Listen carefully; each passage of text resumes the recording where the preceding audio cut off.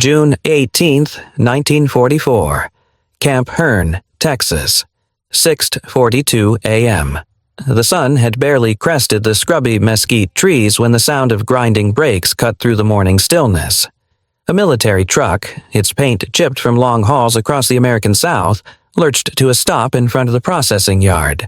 Dust rolled forward in a heavy cloud, drifting over the fence line and settling against the barracks like a shroud. 2 guards moved toward the back of the truck, boots thudding on hard-packed earth. One grabbed the handle, hesitated for half a breath, then yanked the door open. The smell hit them first. It came out in a wave, sharp, metallic, and sour. The stench of dried blood, fever sweat, and cheap disinfectant rose into the warm Texas air like invisible smoke. One of the younger soldiers reflexively lifted a hand to cover his nose. Inside the dim cargo hold, 32 German women sat huddled together, though sat wasn't quite the word. Some slumped against crates, others curled into themselves as if trying to disappear into the wooden floorboards. Their uniforms, if they could still be called that, hung in tatters. Their cheeks were sunken, eyes dull and unfocused, ribs visible beneath thin skin. A few murmured in German, their voices soft and delirious, as if caught halfway between prayer and nightmare. The guards exchanged a glance. They had seen prisoners before, thousands even, but nothing like this. "All right," one muttered, voice tight. "Let's get him down." He stepped inside and reached for the first woman near the door. She weighed almost nothing in his hands. As he guided her toward the tailgate, her sleeve slipped down, revealing a forearm blistered with old chemical burns. The skin, mottled and shiny, told a story no one wanted to hear. When her bare feet touched the ground, the full horror became visible. Her left leg was swollen and discolored, the lower calf darkened with the unmistakable green-black of necrosis. Her eyes, once blue, perhaps, were now rimmed with fever-red veins, the pupils slow to respond to the harsh daylight. A faint rattle escaped her chest with each shallow breath. Someone whispered, "Typhoid," and took a step back. The second woman was worse. Burns traced up her neck in jagged, angry lines. The third limped forward with the help of 2 others, her arms covered in puckered scars from chemical vats used in the factories near Bremen. Each one, in her own way, was a catalogue of suffering. The soldiers, strong, well-fed young Americans raised during the hopeful years of the New Deal, could only stare. A nation at the height of industrial strength confronted by enemies who looked like shadows. Just 3 years earlier, these same Americans had watched factories roar to life after Pearl Harbor. Assembly lines ran day and night. American industry hit a stride unprecedented in human history. 96,000 aircraft built in a single year, thousands of tanks, millions of rifles. Liberty. Ships rolled off the docks faster than German U-boats could sink them. Across the home front, the greatest generation moved with steady, unshakable purpose.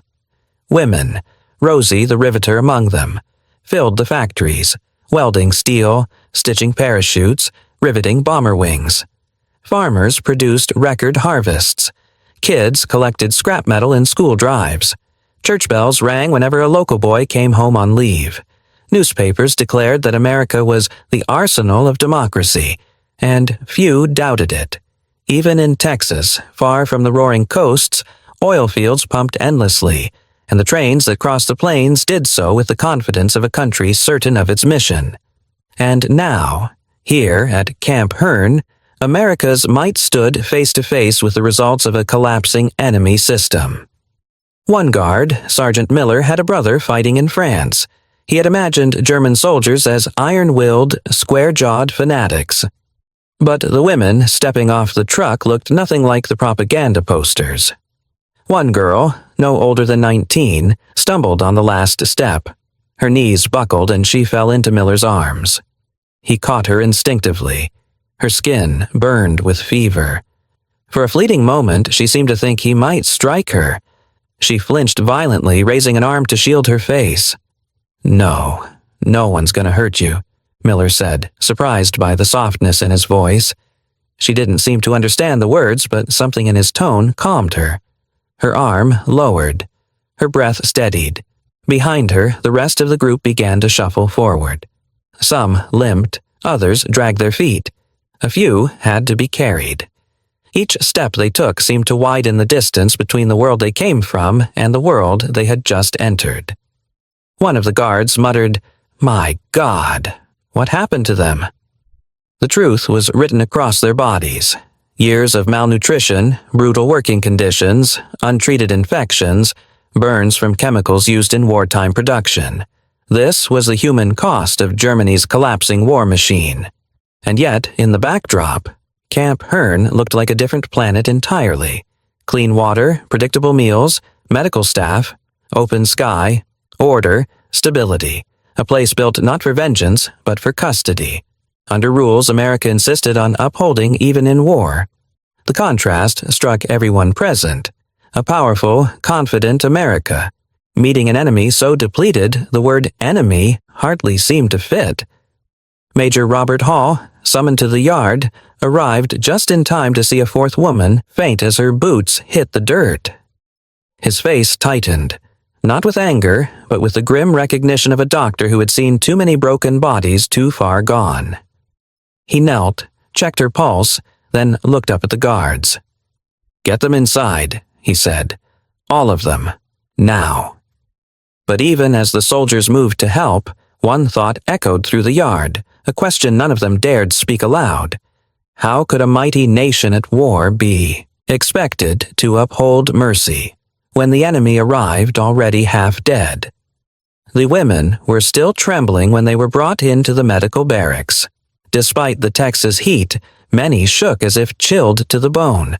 Their hands clutched at torn sleeves, at each other, at the thin air, grasping for something familiar in a place that felt impossibly foreign. Several whispered prayers in German. Others pressed their backs against the wall, eyes darting from soldier to soldier. When they saw the American flag outside the window, a few gasped and covered their faces. They had been told that flag meant torture. One woman dropped to her knees, mumbling incoherently. Another begged the guards not to separate her from the others. A young girl with hollow cheeks cried quietly, wiping her tears with fingers burnt from chemical vats. Every flinch, every breath, every stiff movement carried the weight of months, sometimes years, living under warnings about American cruelty. Near the door, a guard named Whitaker tried speaking gently, though his voice cracked with uncertainty. "You're safe here," he said, but the women only recoiled further, convinced he was deceiving them. The myths they carried had crossed the ocean with them. Myths spoken in factory dormitories, whispered in bomb shelters, printed in desperate propaganda leaflets as Germany's world fell apart. They had been told Americans laughed while tormenting prisoners, that no German woman would leave American soil alive, that surrendering to the Western Allies was a death sentence, perhaps worse than dying on the battlefield. And now, standing in a place with white walls, wooden floors, and neat rows of cots, they waited for horrors that would never come. Outside the barracks, American soldiers watched them with tense, unreadable expressions. Some of the men had spent the past years fighting Germans in North Africa, Sicily, and France. Some had received telegrams announcing the deaths of brothers or fathers. For them, these were not anonymous prisoners. They were reminders of grief, sharpened into silhouettes in tattered gray uniforms. Corporal Jensen, barely out of his teens, muttered to the man beside him, "My brother died in Normandy. They helped make the bullets." No one contradicted him. No one had the heart to try. Even women, especially those who had worked in factories, were seen not as harmless laborers but as part of the machinery that had taken American lives. And the Army had drilled it into every man's mind. Never trust a POW, even a sick one. Especially a sick one. Desperation made people dangerous. The distance between the two groups felt as wide as the Atlantic that had carried the prisoners here. At that moment, Major Robert Hall stepped into the room. Dust clung to his boots and the lines beneath his eyes bore the shape of exhaustion that had never quite left since the day he received the telegram about his brother. 2 weeks had passed, but the blow still lived inside his chest like a bruise that refused to fade.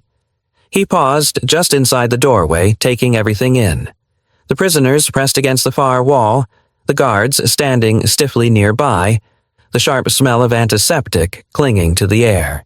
He had seen wounded soldiers in field hospitals, civilians caught in bombings, and even enemy soldiers with limbs missing from artillery blasts.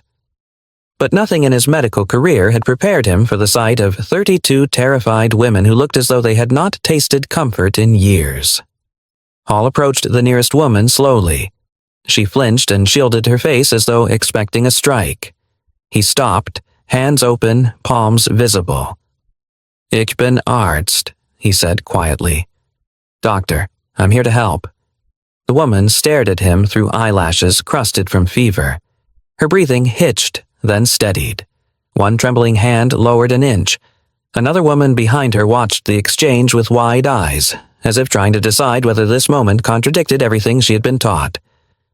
Hall knelt, careful not to move too quickly. He gestured to her arm. "Darf ich? May I?"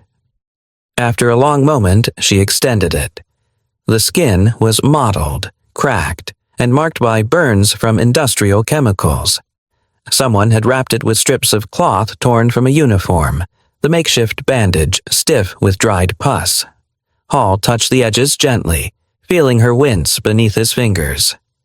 "You're safe now," he murmured, though he wasn't sure she understood the words. Behind him, the guards watched in silence, some surprised at the gentleness, others conflicted. Staff Sergeant McBride crossed his arms tightly. His cousin had died near Anzio. He swallowed hard, eyes shifting away, unable to reconcile what he saw with what he had expected. Fear moved both ways through the room. 2 women on the far side whispered to each other in urgent, fearful tones. Hall caught fragments, words about punishment, about American cruelty, about execution. He understood enough to know the shape of their terror. He wished he could erase the stories that had been poured into their minds, stories designed to keep them obedient, terrified, loyal to a government that had abandoned them long before they arrived in Texas. As Hall moved down the row of cots, the contrast between the world these women came from and the world they had entered unfolded in stark, almost painful clarity. In Germany, shortages had hollowed out the civilian population. Bread lines stretched around bombed-out city blocks. Medical clinics struggled with no antibiotics, little morphine, and fewer doctors as the war dragged on. Factories forced women to work double shifts around machinery that belched smoke and toxic chemicals. Shelter from Allied bombs meant nights packed into basements where disease crawled through the ranks of frightened civilians. But in America, Hall thought bitterly, fresh milk arrived every morning in glass bottles. Children learned arithmetic in well-lit classrooms. Housewives stitched uniforms in comfort instead of collapsing from exhaustion. Farmers harvested more wheat than they could store. Soldiers overseas received Red Cross packages stuffed with chocolate, cigarettes, and canned ham. Even in rationing, Americans ate better than most of the world. The abundance felt almost shameful in a moment like this. Hall pushed the thought aside. Now was not the time for reflection. He approached another woman lying against the wall, knees pulled to her chest. Her breathing was ragged, every exhale trembling. When she met his eyes, she whispered something barely audible. "Bitte. Kein Schmerz. Please, no pain." Hall shook his head gently. "No pain. I promise." He checked her pulse, then felt along her ribs. She winced, but did not resist. When he lifted her sleeve, he saw the unmistakable outline of a bone that had healed incorrectly, crooked and swollen. He looked down at her and realized that she had learned to live with this pain for months. She was barely 20. Hall stood slowly, struggling against a rising tide of anger, not toward the women, but toward the war, toward the suffering that seemed to expand with every new day. The guards watched him, waiting, uncertain. One finally spoke. "Sir, you okay?" Hall nodded once. "They're terrified," he said, voice low. "Terrified of us." Whitaker frowned. "Why? We haven't done anything." Hall let out a breath. It's what they were told, before they were captured. None of the soldiers responded. Across the room, a woman coughed until she nearly collapsed. Another whispered the name of someone she had left behind in Bremen. The air carried two kinds of fear, one born of propaganda, the other born of grief, and both lingered like shadows on the walls. Hall called for water, blankets, and whatever medical supplies were available. The nurses moved quickly, distributing canteens, peeling back filthy bandages, checking temperatures. A few prisoners began to relax, just slightly, at the presence of women in American uniforms. Perhaps they felt safer with them. Perhaps they believed the rumors less when the hands that touched them were gentle and steady. But the transformation was fragile. One false move could shatter everything. Hall understood that more deeply than anyone. He stepped outside for a minute of fresh air. The Texas sun beat down over Camp Hearn, casting sharp shadows across the dust-covered ground. Guards marched their usual patrols. Trucks rolled by hauling supplies. Life in the camp continued, efficient and orderly, the product of a nation whose confidence in victory had not wavered since Pearl Harbor. He stood there, caught between two worlds. The stable, thriving America behind him, and the shattered Europe that had emptied its suffering onto a single truckload of prisoners. When he walked back into the barracks, the murmurs fell silent. Again. 32 pairs of frightened eyes lifted toward him. And in that moment, Hall understood with painful clarity that the hardest part of his job was not treating burns, infections, or broken bones. It was convincing the women that the hands reaching toward them were meant to heal, not harm. He walked forward slowly, choosing to sit beside the nearest cot rather than stand over it. The woman on the mattress watched him warily, her lips trembling. He waited a moment, letting her see that he would not force anything. "My name is Robert," he said softly. "I'm going to help you." It was a small sentence, barely more than breath, but something shifted in the room. A faint easing, a softening of shoulders, a hint of trust trying to take root. Outside, the wind stirred the dust along the fence line. Inside, among the cots and quiet sobs, the first thread between two enemies began to form. Thin, fragile, but real. The fear inside the barracks had not yet settled when the true extent of the women's condition began to reveal itself. What Hall had seen in those first minutes was only the surface. The deeper wounds, the ones hidden beneath cloth and silence, waited for him in the narrow aisle between the cots. And as he moved from one patient to the next, the morning took on a weight he had not anticipated.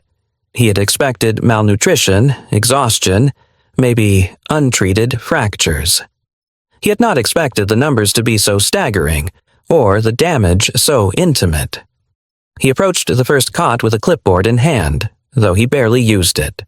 The woman lying there was little more than bone wrapped in thin skin. When he took her wrist, he felt every ridge of her tendons. She watched him with eyes too large for her face, her pulse faint beneath his fingers. He pressed lightly on her abdomen, feeling the hollowness beneath. Severe malnutrition, end stage. She could have died within a week if left untreated. The next cot held a woman with open sores along her legs. The wounds were angry and red, some leaking pus, others covered in crusted layers of dried blood. When Hall cleaned one, she clenched her jaw to keep from crying out.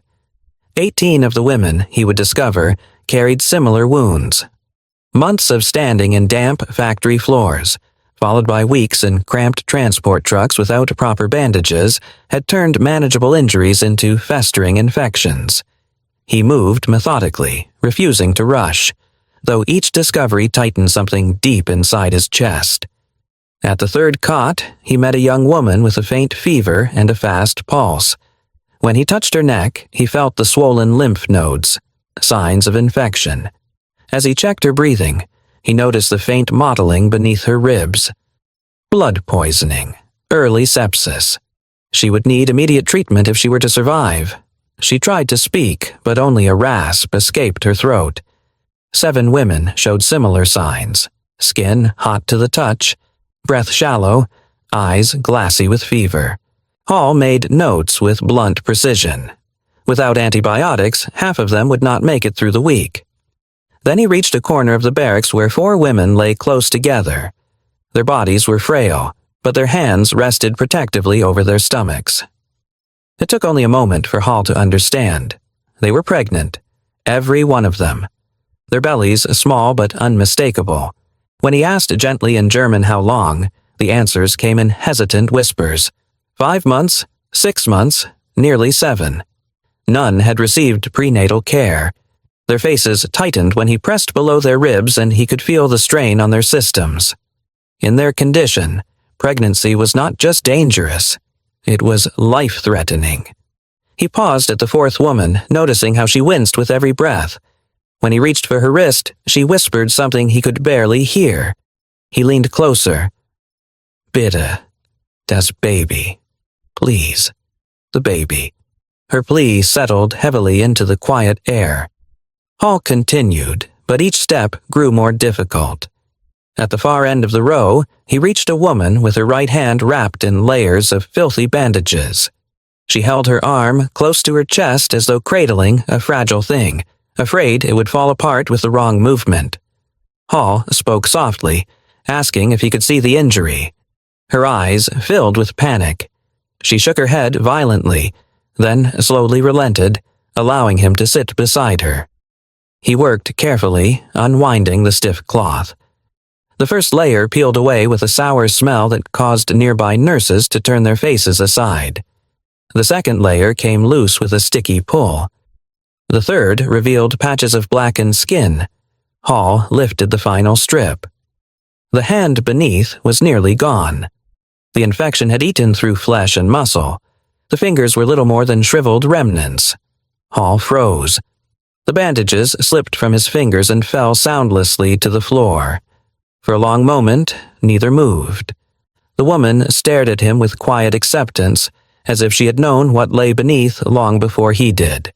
Her face held no anger, no fear, only a tired resignation. When he finally met her eyes, she whispered something he understood perfectly. Zeus spat. Too late. He swallowed hard and reached for her uninjured shoulder. "Not if I can help it," he murmured. But even as he said the words, he knew the odds were against him. She would lose the hand. The question was whether she would keep her life.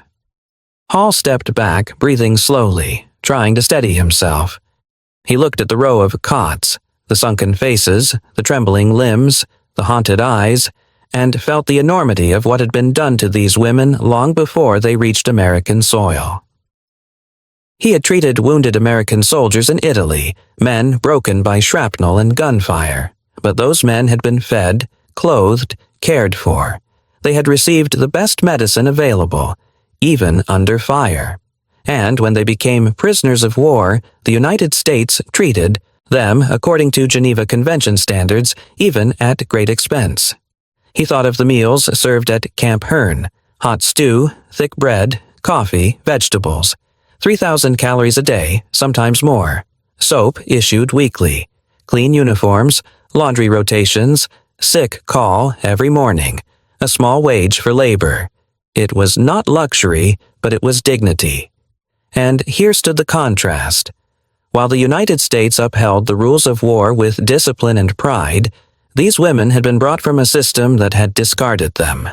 The more Hall saw, the clearer the divide became. America fought with steel and industry, yes, but it also fought with conscience. It fed its prisoners. It bathed them. It clothed them. It protected them. The country believed that even an enemy had a right to life. As Hall continued down the line, checking pulses and temperatures, listening to labored breaths, and making rapid notes for treatment plans, he felt something unexpected rising within him. Not just outrage, but a deep, unmistakable pride in the values he represented. He thought of the nurses who worked long hours with unwavering compassion, of the cooks who ensured every prisoner received adequate meals, of the guards who enforced safety without cruelty, of the officers who insisted that America would not mirror the brutality it fought against. This was the country his brother had died for, a country that believed in rules, even in war, a country that chose humanity when it could have chosen vengeance. By the time Hall finished examining the last woman, the weight of the morning pressed heavily on his shoulders. He wiped his brow, looked over the rows of exhausted prisoners, and felt the room thicken with a silence that carried both suffering and possibility. These women had come to America expecting punishment. Instead, they found a nation determined to prove them wrong. Hall knew then that the road ahead would be difficult. He also knew he could not turn away. Not now, not after seeing the truth with his own eyes. Their survival would require more than bandages and medicine. It would require choices, hard, costly, and deeply moral. And he was beginning to understand that he would have to make them. It should have been simple. Treat the prisoners, follow the regulations, and move on. But by the next morning, as Major Robert Hall stepped back into the infirmary and smelled the sour mix of infection, fever, and fear, he understood a truth he had spent his whole career avoiding. The Army wanted him to patch these women, not save them, and that was the first command he realized he could not obey. For a moment he simply stood there, listening to the coughing, wet, rattling, relentless. It came from every corner of the room. None of the women looked up as he entered. They were too exhausted, too sick, too far beyond fear.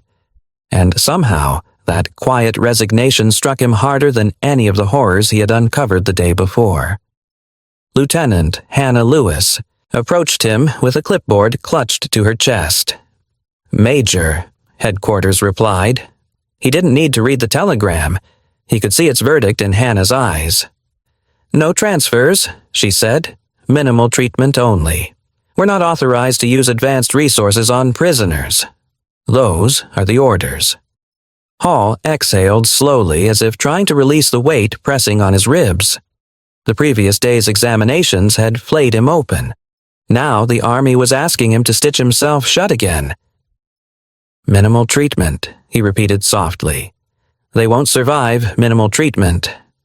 He walked past Hannah, moving between cots with steady steps that betrayed none of the turmoil rising inside him. The same woman whose hand had been nearly destroyed by infection now trembled violently. Another had slipped into fever delirium. A third, pregnant, ribs visible through parchment skin, was hardly conscious. Hall knelt beside her. "It's all right," he murmured. "I'm here." Her eyelids fluttered, barely able to lift. "Why?" "Help?" she whispered. He didn't answer, because he didn't know how to say it out loud yet. He heard boots crunch behind him. Captain Joseph Markham, his immediate superior, stopped at the doorway. "Hall, a word." Hall stood and joined him outside. Markham crossed his arms tightly. "I saw your request. I denied it. That should have been the end of it." "Sir," Hall said carefully, 3 of them are pregnant. 1 may lose her arm. Several are septic. If we wait for them to meet the Army's definition of critical, they will already be dead." Markham's jaw twitched. "They're enemy nationals. We don't prioritize enemy nationals." Hall held the other man's gaze. "We're not prioritizing them. We're saving them." "That is not your decision to make," Markham snapped. "You're here to follow orders." Hall didn't respond. Something in him had already crossed the threshold. He felt it the moment he removed the bangak yesterday and saw dead flesh where a young woman's hand should have been. When Markham left, Hall stood alone in the glaring Texas sun, listening to the wind move across the camp. He thought of his brother, of writing a letter home to tell their mother that kindness wasn't weakness, not in America. Then he thought of the women inside, who had no brother to write for them. By the time he walked back through the infirmary doors, his mind was made up. He gathered the nurses. "We're changing course," he said quietly but firmly. "We begin full treatment immediately. No half measures." Hannah blinked. "Major, that's forbidden." "I'm aware. What if they investigate?" "Then they investigate," Hall said. "But today, we save lives. That is the order." No one moved. Then slowly, Hannah nodded. "Tell us what you need." They began that afternoon. Hall signed supply request forms, with calculated vagueness, listing antibiotics as field treatment essentials, listing plasma for anticipated American casualties, listing nutrient formulas as standard replenishment. He requisitioned bandages and sulfa drugs under codes used for infantry units, knowing the quartermaster would process them without question. By dusk, cases of medical supplies were stacked behind the infirmary. No one asked why. Inside, the transformation began. Hall taught the nurses how to clean necrotic wounds, how to regulate refeeding schedules without triggering cardiac collapse, how to stabilize pregnancies pushed to the brink of disaster. He scrubbed in for procedures the Army claimed prisoners were not entitled to. He worked until his vision blurred. The women didn't understand why the care had changed. Some flinched when he approached expecting pain. Others stared at him with blank suspicion, unable to grasp why their enemy would fight so fiercely for their survival. Late that evening, Hall paused to drink water, hands shaking slightly from exhaustion. Hannah approached him. "You'll be court-martialed for this," she said gently. Hall's expression did not change. "I'll sleep easier in a cell than in a house built on cowardice." She held his gaze for several seconds, then quietly returned to work. At midnight, Hall checked on the pregnant woman closest to crisis. She lay drenched in sweat, her breath shallow. He placed a reassuring hand on her wrist. "You're safe now," he whispered. "We'll get you through this." Her cracked lips moved. He leaned closer. "You, American?" she rasped. "Yes." She closed her eyes. Then, "You won't kill my baby?" His chest tightened. "No," he said. "I won't let anything happen to you, or your child." Outside, the generator hummed softly. Guards patrolled under a moonlit sky. Life in the camp continued as if nothing had changed. But inside the infirmary, inside this small wooden building in the middle of Texas, an American officer was breaking every rule he had sworn to uphold. He adjusted IV drips, cleaned wounds, wrote new feeding schedules, reassessed vital signs. He did it because the women were dying. He did it because he knew what it felt like to lose someone because help came too late. He did it because he remembered what his mother taught him before his brother shipped out to Europe. Doing the right thing is rarely the easy thing, Robbie. When dawn crept over Camp Hearn, Hall was still on his feet, still moving from cot to cot. He knew the consequences were waiting for him. But so were the lives he had chosen to save. And as long as there was breath left in him, those lives would come first. It was strange how quickly the impossible began to look ordinary. One day earlier, the barracks had been a place of despair. Sick women whispering to ghosts, nurses moving with quiet dread, and an American officer defying every rule he had sworn to follow. But by the next evening, something shifted. Not because the conditions improved, but because life, fragile, stubborn, and unexpected, started to push its way back into the world. And no one felt the shift more than Major Robert Hall. The first miracle came with the storm. Texas storms were not gentle things. When the clouds rolled in, the wind scraped across the ground like a living creature, and thunder cracked hard enough to shake window frames. On the night the storm hit Camp Hearn, Hall was checking a patient with a fever that refused to break. Rain hammered the roof in violent waves, and the lights flickered. Then he heard a scream. It wasn't the delirious kind he had heard before. It was sharper, fuller, cutting through the storm like a blade. He turned, and Hannah was already rushing toward the far cot, the one where the woman in her 7th month of pregnancy lay curled in agony. "It's happening," Hannah said. "Too soon, but it's happening." Hall didn't hesitate. He shouted for sterile towels, hot water, blankets, anything that could help. The storm outside raged, but inside, time compressed into a narrow, trembling moment. The woman cried out again, gripping the sheet with fingers scraped raw. 2 other nurses knelt beside her, whispering what comfort they could in soft English and halting German. The birth was hard. Too hard. Hall felt his heart pounding as he checked the infant's position, guiding with careful hands while thunder shook the walls. At one point, the lights dimmed completely, leaving only the shadows cast by a single battery lamp on the table. The woman's breath grew faint, then fierce again, then faint once more. And then, after what felt like hours, a thin, wet gasp filled the barracks. The child slipped into Hall's hands, small, fragile, quiet. For an awful second, too quiet. Hannah rubbed the infant's back, urging life into him. The woman on the cot lay motionless, chest heaving, eyes half open as if waiting for a verdict on her own fate. Then the infant whimpered. Then he cried. A soldier, standing guard at the doorway, Sergeant Miller, froze. His rifle lowered. He wiped at his face, pretending it was sweat. The women in nearby cots turned their heads weakly toward the sound, as if surprised such a thing could still exist in their world. Hall wrapped the child in a blanket and placed him into his mother's shaking arms. She stared at him with disbelief, then looked at Hall. "Danke," she whispered, voice cracking. "Danke. America." The storm raged on, but inside the barracks for the first time since their arrival, it felt like morning. The second miracle came the following afternoon.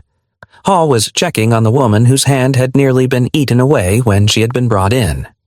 The infection had spread farther than he realized at first. She was slipping in and out of consciousness, her body exhausted from the fight. When she stirred, she looked at him with the defeated eyes of someone who had already made peace with death. "We're not done," Hall said quietly. He washed the wound again, working carefully, patiently. Hannah stood beside him, handing him fresh bandages. They removed dead tissue little by little. The procedure was painful and slow, but the woman endured it with clenched teeth and trembling breaths. By the time they finished, the fever had begun to ease. Hall checked her pulse. It was steadier. She opened her eyes. This time, they were clearer.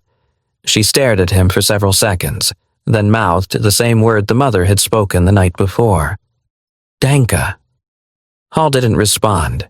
He only squeezed her shoulder gently and moved on to the next patient. But the moment stayed with him long after. By the end of the week, the barracks no longer sounded like a ward of the dying. There were still fevers, still wounds, still women too weak to sit up. But something had changed. The air held the rhythm of people who were fighting to live. One afternoon, while Hall examined a patient, he heard something unexpected. A soft, wavering melody drifting from the far end of the room. At first, he thought it was humming. Then he recognized the tune. A German lullaby. 3 women, lying near the middle cots, were singing to the newborn babies. Their voices were frail but steady. Each note settled gently over the room, smoothing the edges of fear. A moment later, the door creaked open. A young American private entered with a tray of steaming bowls. When the women saw him, they fell silent, uncertain. He stopped, unsure whether to approach. Then one of the women, the one with fever just days before, gave a tiny nod. He stepped forward and handed her a bowl. She accepted it with both hands. The lullaby resumed. Hall watched the scene unfold. 3 German mothers singing to their children while an American soldier walked between them, placing bowls of warm porridge beside their beds. It was the sort of moment no one writes into a war report. The nights brought their own rhythm. On quiet evenings when the wind eased and the camp lights glowed softly along the fence line, the guards would sit on crates outside the barracks, passing around a harmonica. One soldier from Arkansas played folk tunes he learned from his father. Another added a soft whistle. Sometimes they played songs from back home, melodies they carried with them through every battlefield. Inside the infirmary, the women listened. Even if they didn't know the words, the sound soothed them. It reminded them of something they'd forgotten. that music could exist without propaganda, without fear, without marching boots. Hall often sat with them during those nights, writing notes by lamplight, checking pulses, adjusting medicines. But he always paused when the harmonica began. Something about the sound pulled him toward memories of Chicago, of quiet nights with his brother, of letters home from a country that still believed in the strength of decency. The nurses, too, were part of this world. They moved with a sense of purpose that felt rare, even in wartime. Some of them had brothers overseas.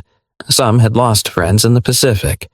They still worked without hesitation, treating enemy women as if they were neighbors instead of prisoners.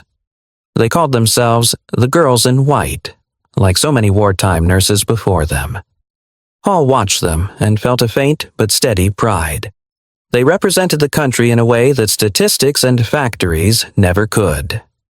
Toward the end of the second week, the greatest miracle appeared not in a single moment, but in a gradual transformation. One woman who had been nearly unconscious began to sit up. Another who had been septic started to eat without assistance. The pregnant women regained strength. The burns softened under clean dressings. The fevers broke. The breathing eased. Hall walked between the cots at dawn one morning and realized something he had not dared to hope. The room no longer smelled of death. When he stepped outside, the sun was rising over the camp, casting long lines of gold over the Texas dirt. A guard poured coffee into 2 tin cups and handed one to him without a word. Hall took it and looked back at the infirmary. Weeks ago, that building had felt like a place where the war's cruelty came to finish its work. Now it felt like the place where America had quietly pushed back, not with guns, not with orders, but with hands that healed instead of harmed.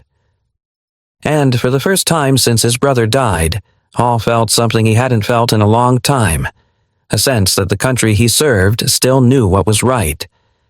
It was almost unbelievable how quickly the barracks changed. What had once been a place where women whispered farewell prayers now held the sound of quiet laughter and clinking tin cups. The most startling part was not that the prisoners began to heal. It was how naturally life returned once someone chose to fight for it. The war outside still raged, but inside this modest building in Texas, something gentler was taking shape, something neither side had expected. Within days, the women's faces softened. Hollow cheeks rounded slightly. Eyes that had once stared blankly at the ceiling now followed nurses with cautious curiosity. When Hall walked the row each morning, he no longer saw only suffering. He saw women sitting up, brushing their hair, even straightening their blankets with small, deliberate motions that spoke of strength returning. Their bodies were still fragile, but their spirits seemed to gather speed faster than their limbs. One morning, Hall entered the infirmary and stopped short. A group of women were sweeping the floor together, slowly, clumsily, but with determination. They looked up when they heard his footsteps, and one of them smiled, a small, careful smile that looked as though she hadn't used the muscles in years. Hannah leaned toward Hall. "They asked for something to do," she whispered, "said they wanted to help." Hall watched as the women worked, passing the broom from one to another, pausing to steady each other when dizziness struck. It was a simple task, but in wartime simplicity often carried the weight of something much deeper. Over the next week, more changes appeared. Some of the women began practicing English words the nurses taught them. "Thank you." "Water." "I'm fine now." Their accents were heavy, but their voices carried a gentle eagerness. They wrote the words on scraps of paper, tracing them like children learning letters for the first time. Others began stitching bits of fabric into small keepsakes, patches embroidered with crude flowers, tiny cloth birds, even small pouches made from old uniform pieces. They offered them to American guards with shy gestures, unsure if the gifts were allowed. At first, the guards stood stiffly, unsure how to respond, but gradually acceptance became easier. One evening, Sergeant Miller received a cloth bird from the woman whose child had been born during the storm. He held it awkwardly, as if it were something fragile. Then he watching the women move about with growing confidence. and for a moment he felt a quiet longing, a wish that the world beyond the camp's fences could remember what people inside seemed to understand so naturally, that a nation is strongest not when it punishes its enemies, but when it refuses to abandon its own humanity. It was hard to believe that a handful of quiet weeks inside a Texas barracks could outlast a world war. Yet, in the end, it was not the battles or the treaties that left the deepest mark. It was the memory of a doctor who chose compassion when he had every reason to walk away. And the proof of that choice revealed itself slowly, long after the guns fell silent and the world declared victory. When the war ended, the women were placed on transports heading back toward a Europe they no longer recognized. They stood in lines with cardboard tags around their necks, holding the few belongings they had collected during their months at Camp Hearn, mostly letters, small cloth gifts, and the English words they had learned from American nurses. Several cried quietly as the train pulled away. A few whispered prayers. One young mother held her infant son tight, murmuring a lullaby she had sung each night in the barracks. They waved through dusty windows until the camp disappeared behind rows of tall grass and telephone poles. Hall didn't go to the station that morning. Instead, he stood in the empty infirmary, listening to the silence they left behind. Their absence felt heavier than their suffering had. He touched the cot where the first baby had been born during the storm, then closed his eyes for a long moment before turning out the lamp. The women returned to a broken Germany, cities flattened by bombs, streets filled with rubble, families scattered or lost. Yet each of them carried something from America that could not be rationed or rebuilt. They carried the memory of being treated as human beings in a world that had forgotten how. Letters began arriving months later. They came from Hamburg, from Bremen, from small towns in Bavaria. Some were written in shaky English, others in careful German, but all said the same thing in their own way. We lived. They spoke of husbands who returned after years of captivity, of children born safely, of families pieced back together. 4 of the children were the ones born in Hall's ward. They grew up hearing stories of the country that had delivered them into the world. One became an engineer who worked on post-war reconstruction. Another became a doctor. A third became a school teacher. The youngest, Thomas, became an architect known for designing buildings filled with light. Hall never replied to the letters. He read each one quietly, folded it, and placed it in a wooden box he kept locked in his desk. He tried to return to a normal life after the war, building a small medical practice and treating farmers, ranchers, and local children. But he carried the memory of Camp Hearn with him, the way soldiers carried shrapnel long after the wounds closed. 40 years passed. Camp Hearn shut down, the barracks dismantled. Where the infirmary once stood, only a stretch of grass remained. The flagpole rusted, but refused to fall. Most people in town barely remembered the prisoners who had lived there, and those who did assume the past had long since faded into quiet forgetting. Then, one autumn afternoon, a woman arrived in Hearn wearing a simple gray coat and carrying an envelope. Her hair was white, her steps careful. She walked the field slowly, as if trying to match her memories to the land. When she reached the flagpole, she knelt and slipped the envelope beneath the base before leaving as quietly as she had arrived. Weeks later, the museum caretaker found it. The paper was yellowed at the edges, secured with a piece of twine. On the front, written in later that night, while watching the women help each other wash their hair in the warm water buckets outside, Miller said quietly to Hall, "They're not the enemy. Not anymore. They're just people." Hall nodded. It was the kind of realization that could only come from seeing suffering up close, from watching a human being rise slowly from the edge of death. The change extended beyond the barracks. Guards who once approached their posts with apprehension now lingered, listening to the women practice English or share soft, hesitant laughter. Nurses stayed past their shifts, not because they were ordered to, but because they wanted to see the progress with their own eyes. At dusk, when the harmonica drifted across the camp as it did every night, the women began humming along. The sound carried through the warm evening air, lifting above the fences and blending with the quiet rhythm of crickets across the Texas plains. Hall often sat outside after finishing his rounds, drinking coffee from a dented tin cup. From that vantage point, he could see the whole camp, guards exchanging stories, nurses passing out blankets, the American flag waving steadily in the night breeze. It felt like a world held together by decency, not force. One night, as he listened to Miller talk about his childhood in Arkansas and his brother who never came home from Italy, Hall felt the weight of something larger than the moment. It struck him how different the nation felt compared to years before, how unified, how certain of the moral line it refused to cross. Even in war, the country held firm to the belief that mercy was not weakness. "It wasn't always like this," Miller said softly. "Folks back home, they helped each other. No questions asked, no shouting, no arguing about every little thing." Hall nodded. People trusted each other more. "Seems like the whole country moved in the same direction," Miller murmured. "One big family." Hall didn't answer. He didn't need to. The contrast between the America of 1944 and the America he imagined in the future moved quietly through his thoughts. Back then, the country wasn't perfect, but it was united by sacrifice, by purpose, by belief in something greater than individual comfort. Neighbors shared sugar and ration stamps. Families gathered around radios. Kids collected scrap metal for the war effort. The nation felt like a giant engine everyone helped keep running.